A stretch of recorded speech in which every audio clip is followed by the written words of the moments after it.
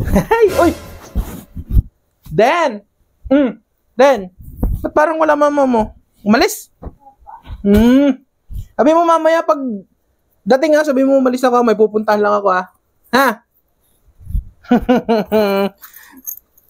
Ano nga bang pinadadala ng mga yun? 4? Manok. Tingnan ko. Ay! Asan na yung pera ko dito? Alam ko may pera pa ako. Alam ko may laman pa to eh. Ang kakahiya naman pag pupunta ako dun tapos wala akong dala. Bahala na nga, kakahiya naman kung di ako pupunta eh. Sinabihan na ako. Bahala na nga pagpunta dun. Ano ba yan? Ay! Naku, nakalimutan ko pala yung payong ko.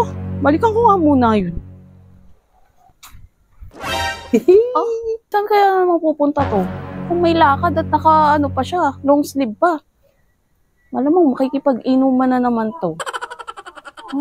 Ganun ha. Kanina pa kita inuutosan. Ngayon, ang bilis-bilis mo pag nakausap ka agad ng barkada mo, lakad ka agad. Antalang ako, kanina pa ako nagsasabi sa'yo magbayad ka dito kuryente. Kinuha ko naman yung pera niya sa wallet niya.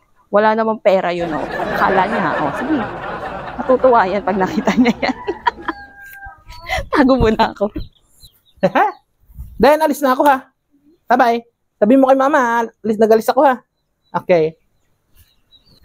Kahiya naman pumunta ron. Wala akong pera. Ano ba to? Oh? Ay, pagka siniswerte ka nga naman. May panginom na ako. Nawala yung pera ko dun sa wallet. Pero nakasimot. Jackpot! Hindi lang isang 4 mabibili ko, tsaka isang bilog, tsaka isang lechong manok. Ay, pwede na yun. Okay. Hoy! Magbayad ka ng kuryente.